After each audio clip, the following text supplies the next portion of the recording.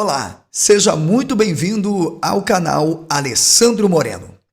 Neste vídeo, eu quero te levar a uma profunda reflexão e criticidade acerca da participação dos evangélicos diretamente na vida pública, entre meio às relações políticas.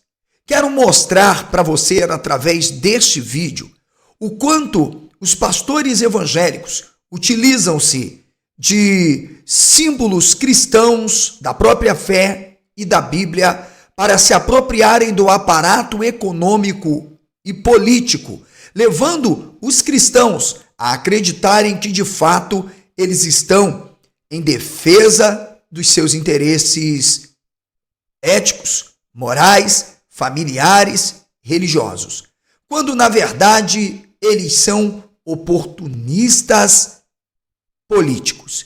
Sim, são mais políticos do que pastores. Se envolvem no submundo da política e utilizam todos os meios possíveis para se enriquecerem.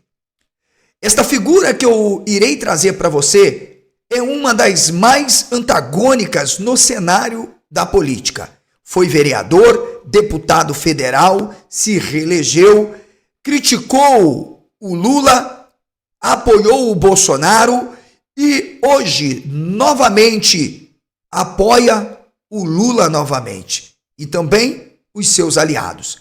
Eu já havia falado em um vídeo anterior aqui no meu canal, entre muitas lives também, que na verdade bastasse o Lula ser eleito, que os pastores evangélicos iriam fazer de tudo para voltarem ao seu lado.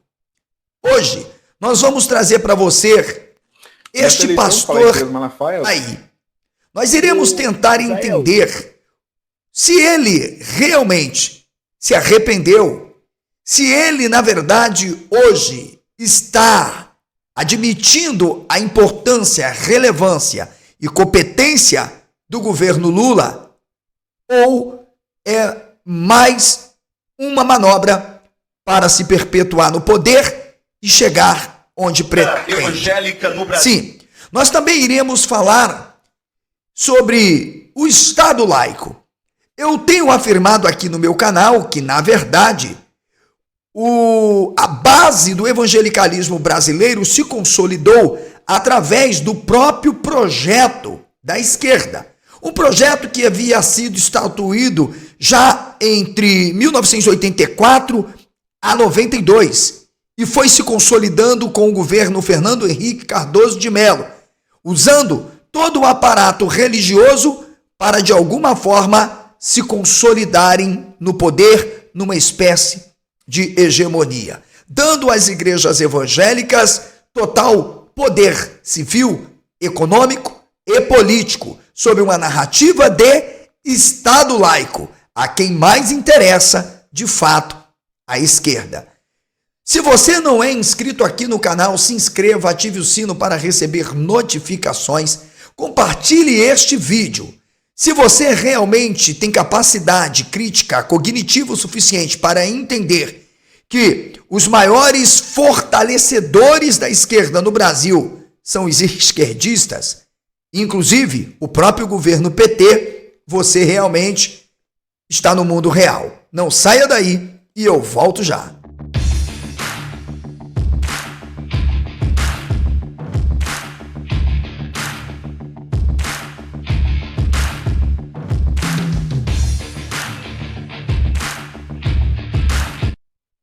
Muito bem, nós iremos começar com um vídeo importantíssimo, tendo em vista que foi sancionado mais um projeto, pelo presidente da República, o homem que desde 2002 iria fechar igrejas, iria perseguir os cristãos.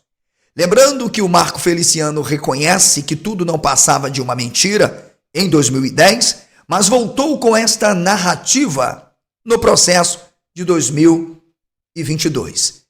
Outro canalha, outro picareta, estelionatário religioso, já que não tem o tipo penal estelionato religioso, portanto o uso de forma muito vulgar o termo. Sim, para poder continuar no poder, amedrontando os evangélicos sob o discurso do fantasma comunista e de que o PT quer destruir a família e os valores cristãos. Bem, vamos então ao primeiro vídeo, que faz parte de uma entrevista concebida ao Fuxico Gospel. Todos os créditos e direitos, o link ficará aqui na descrição deste vídeo. E vamos saber se o Otoni de Paula realmente se arrependeu ou tudo não passa de uma estratégia política para continuar no poder ou chegar em outros níveis do parlamento. Nessa eleição, por falar em Silas Malafaia, o senhor ficou inclusive de um lado e ele do outro lá em relação a São Paulo, né? Tem um vídeo seu abençoando lá a candidatura do Marçal. Como que o senhor viu essa treta entre o Marçal e o Malafaia? O senhor acredita mesmo que surtiu efeito a ponto de o Marçal ficar fora do segundo turno, esses ataques do Malafaia? Eu não sei, não. Eu acho que o paulistano não dá moral para carioca, não, irmão. Mesmo o Malafaia? Principalmente o Malafaia. Aqui é muito importante, gente, essas falas do Otoni de Paula, porque mostra que nós estamos, na verdade, no caminho da criticidade totalmente realista, correta e probabilística.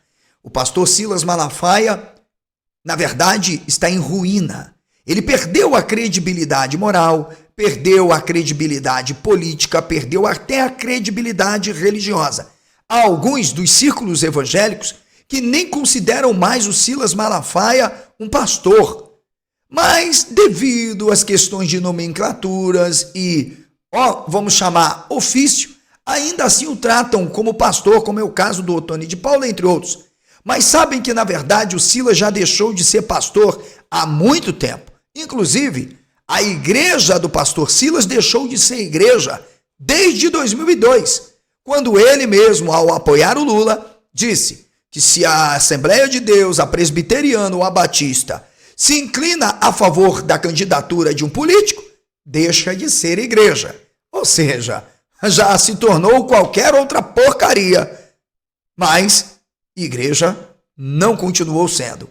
Então, o próprio Otoni de Paula vai deixar muito claro a falta de credibilidade somada ainda ao biotipo social, né, dos próprios paulistanos, que não caem em qualquer ladainha. Foi por isso que chutaram o Pablo Marçal. Não serias um Silas Malafaia que iria convencer os paulistanos de novamente caírem numa furada. Que não dá moral, não? Não dá moral. Paulistano, ouvindo carioca, esquece. Ouve não. Eles tomam a decisão deles e pronto, acabou. Nada. Tem nada a ver, não. Pastor Silas falou e pronto. Ele tem direito de falar, não é? Ele precisou focar lá em São Paulo também para não focar no Rio, não é? Porque ele era amigo do Eduardo Paes. Como eu disse para vocês, o Silas Malafaia, ele é da conveniência. O Silas Malafaia é o maior ateu, como outros pastores do Brasil. Isso é fato. Estes pastores não acreditam minimamente naquilo que está escrito na Bíblia. Caso contrário, não fariam 1% o contrário daquilo que a própria Bíblia condena. O Silas Malafaia, todos sabem claramente que ele sempre teve o favoritismo, né? A escolha por políticos corruptos. Ele só diz que não tem bola de cristal. Mas mesmo quando um certo político esteja em investigação, haja a verossimilhança clara do Ministério Público, da própria Polícia Federal, né? Ou já haja até uma condenação em primeira instância, o Silas faz de tudo para dizer que não existe nenhum indício de que o tal parlamentar, o seu corrupto favorito, de fato esteja envolvido em crimes, como foi o caso do próprio Eduardo Cunha e também do Pezão, que o levou a atacar o seu próprio amigo da fé, Marcelo Crivella.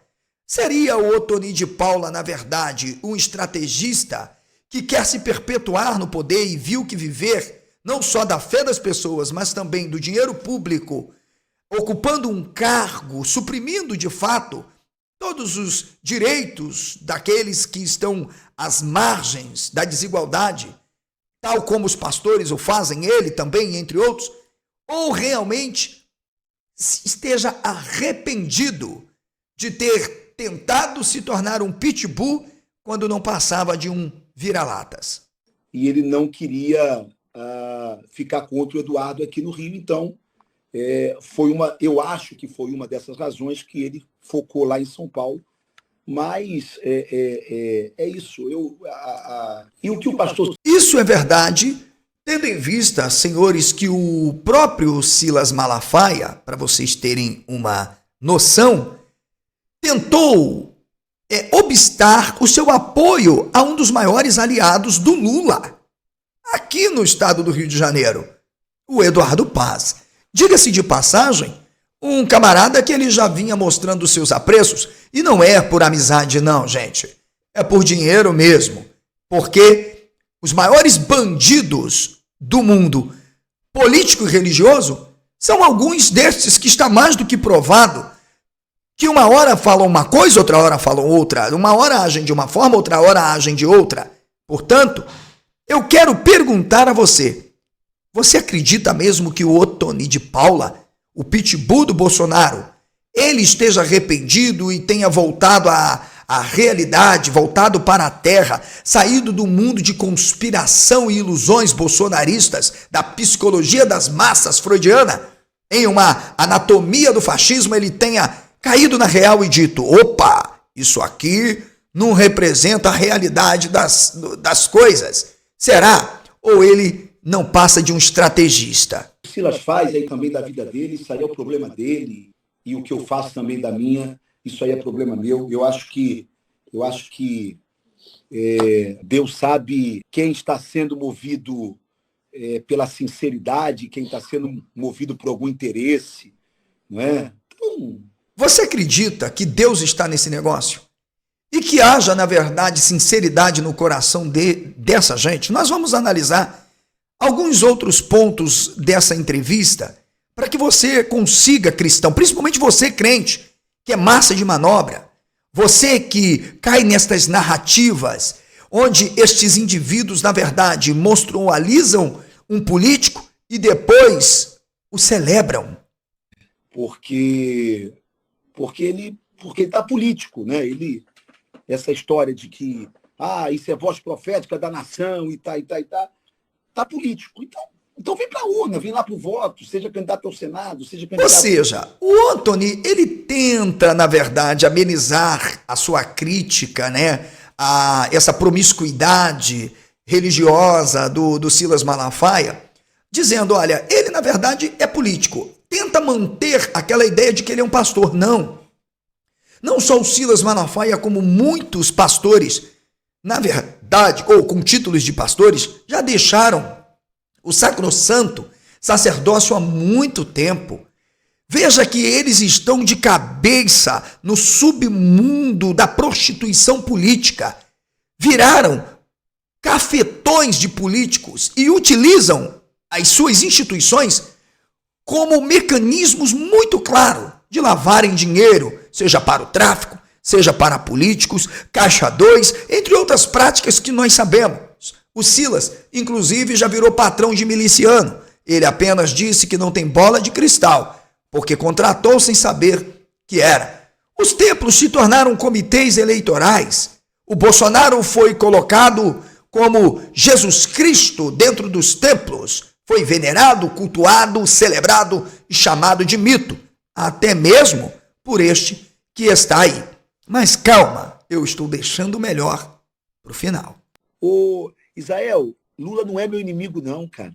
O diabo é meu inimigo. O diabo é meu inimigo. As ideias de Lula são ideias que eu posso não concordar, mas eu vou aplaudir as que eu concordo. Por exemplo, eu concordo que o Estado brasileiro precisa proteger o pobre, precisa estender a mão para o mais necessitado. Aí sabe o que eu ouço de alguns amigos da direita que tem uma vida, graças a Deus, um pouco mais confortável. Se Bolsa Família, isso é para vagabundo. Vagabundo. Vai trabalhar, vagabundo. Irmão, pelo amor de Deus, não faz um negócio desse, não. Vai lá viver o que aquele cara está vivendo.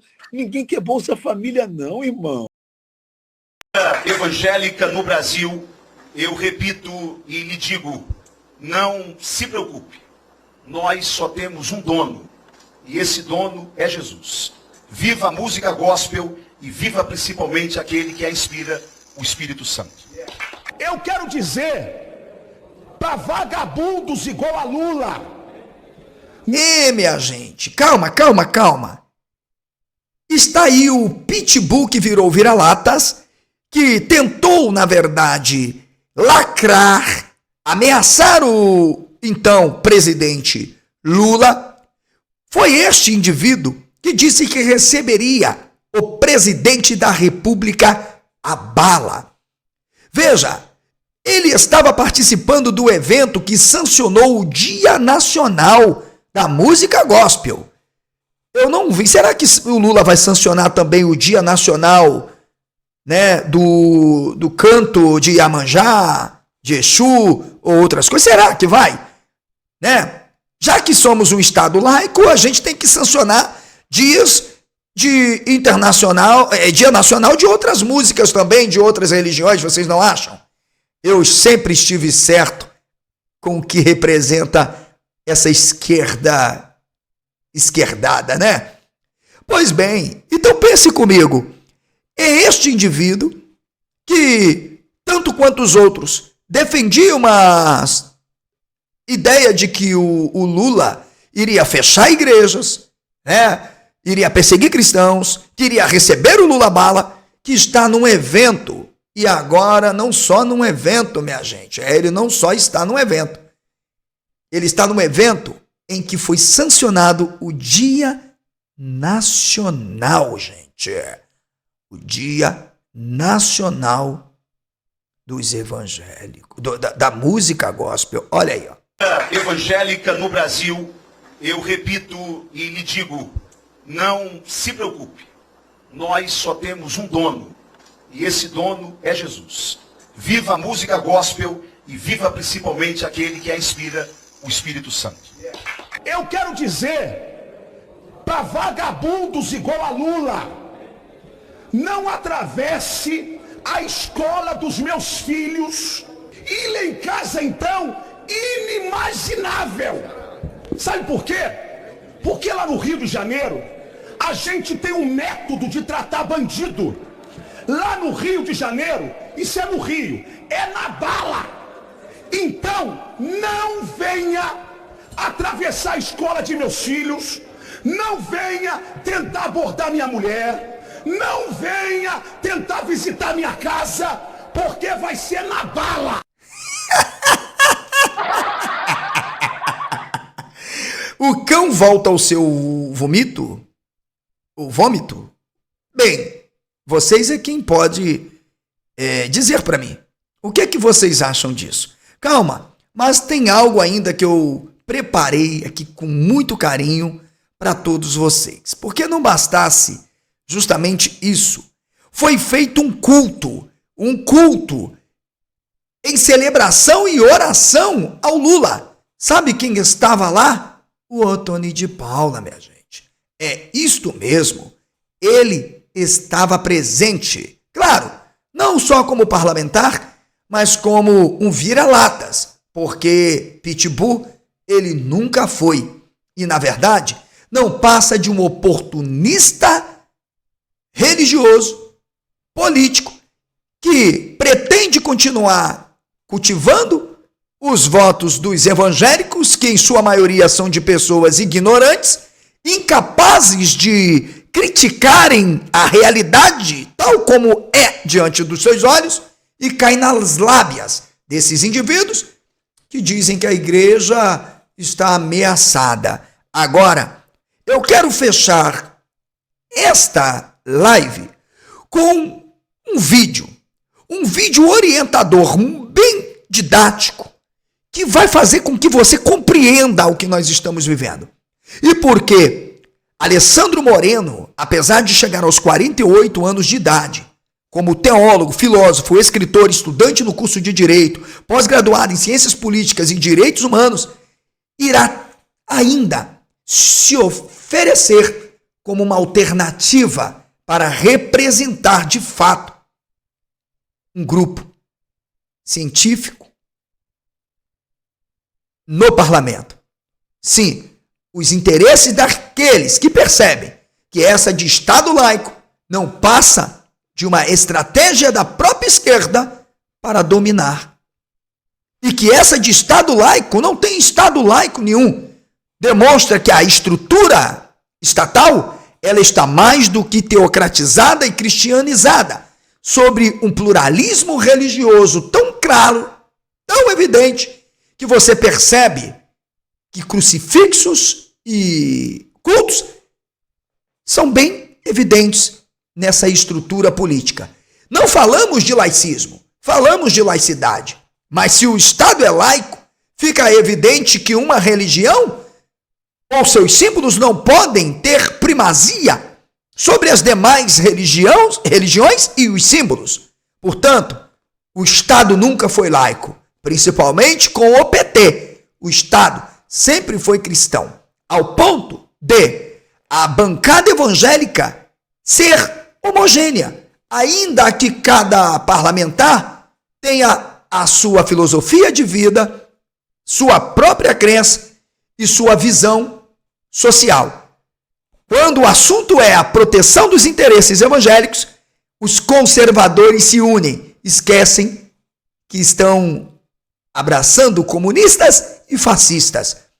Vamos assistir este vídeo. O link do canal Rebelião Ateísta ficará aqui na descrição deste vídeo, para que você se inscreva lá, assista a outros vídeos, convide mais pessoas para conhecerem este canal de divulgação e militância ateísta, em luta por um legítimo Estado laico, onde no parlamento as estruturas não sejam utilizadas para celebrações de cultos e o poder político não seja também utilizado para beneficiar e privilegiar segmentos evangélicos com seus símbolos em detrimento de outros. Você já parou para pensar o quanto tem sido danoso o crescimento do evangelicalismo no Brasil?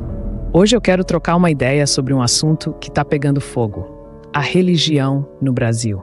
Vamos falar sobre como esse evangelicalismo está se espalhando e interferindo na nossa vida pública, na educação e até na forma como a gente pensa.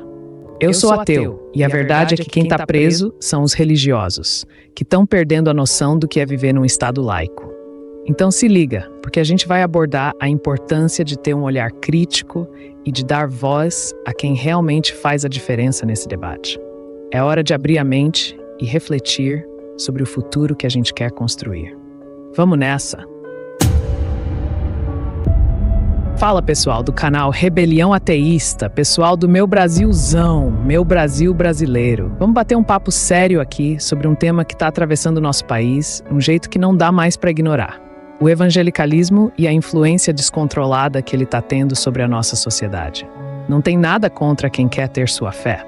O problema é quando isso dominar a vida pública, a política, a educação e até a liberdade de quem não acredita nas mesmas coisas.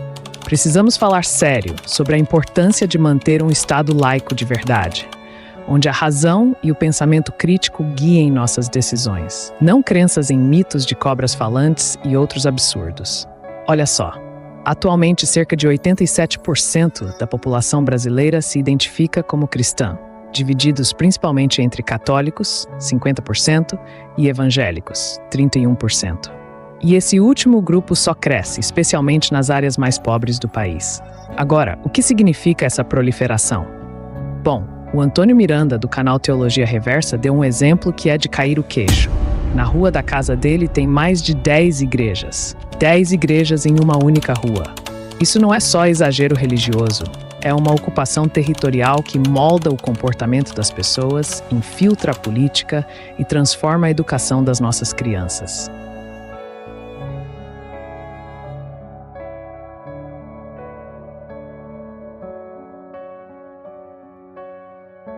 Quando vemos figuras públicas que acreditam em mitos, como cobras que falam, sendo eleitas para cargos importantes, é um sinal claro de que algo está muito errado. Essa desonestidade intelectual não é apenas desrespeitosa, mas também perigosa, especialmente quando esses líderes moldam a educação das crianças. E o pior, meus amigos, é que essa galera está moldando as políticas públicas e influenciando diretamente o futuro dos nossos filhos. O condicionamento que essas igrejas fazem nas crianças é uma desumanização, um desrespeito com a inteligência delas. Estamos perdendo futuros cientistas, engenheiros, médicos, mentes brilhantes que poderiam estar contribuindo com o progresso do Brasil.